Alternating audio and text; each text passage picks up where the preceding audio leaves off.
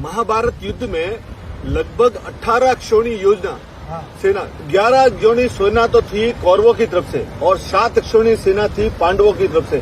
आज के मायने में लगभग 50 लाख से ऊपर योद्धा उस समय युद्ध लड़ रहे थे।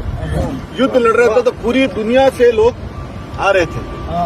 पूरी उस समय आपको सबको मालूम है, सिर्फ 2 लोगों ने युद्ध में भाग नहीं लिया, एक तो बलराम और एक रुक्मी।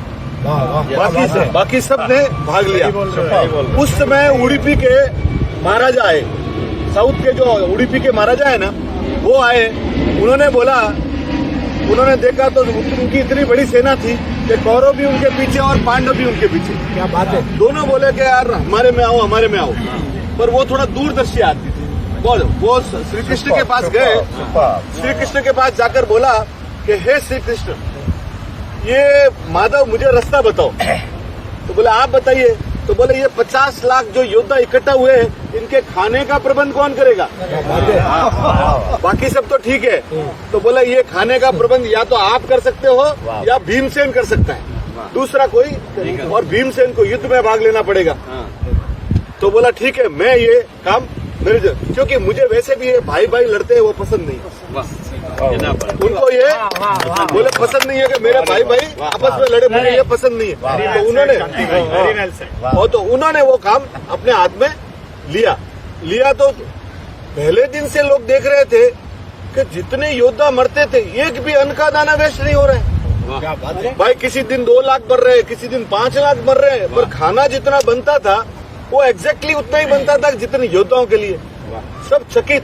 ऐसे करते करते 1, 5, 10, 18 दिन बीत गए। 18 दिन बीत गए और जब युधिष्ठिर का राज्याभिषेक हो रहा था तो उन्होंने महाराजा उडुपी के महाराज को बुलाया। बोले हे महाराज, हमने सब जीता वो अलग बात है, पर आप मुझे ये बात बताइए कि ये चमत्कार कैसे हुआ कि 18 दिन में जितने योद्धा थे उतने ही खाना बनता था? हमारे समझ के बाहर की बात है। तो महाराज ने बोला कि ये युद्ध किसने जीता आपके हिसाब से? बोले भगवान माधव ने, श्री कृष्ण ने, और कोई है नहीं।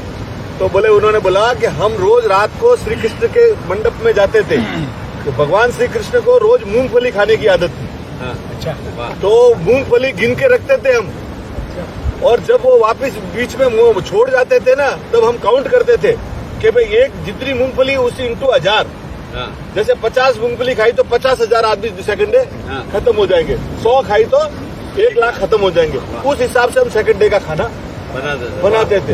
तो ये भगवान क्या लॉजिक है। और 18 दिन तक ऐसा चलता रहा। तो आज भी है ना, आप उडुपी जाएंगे ना तो वहाँ पे श्री कृष्ण मठ बना हुआ है, और उसमें ये रोचक कथा और दुर्लभ कथा आज भी वहाँ सुनाई जाती है। सुनाई जाती है। और वो मठ को बोला जाता है कि वो राजा ने बनाया था, बाद में माधवाचार्य ने उसका रिनोवेशन किया, उसकी बड़ी महिमा है। तो बोलो भगवान श्री कृष्ण की जय।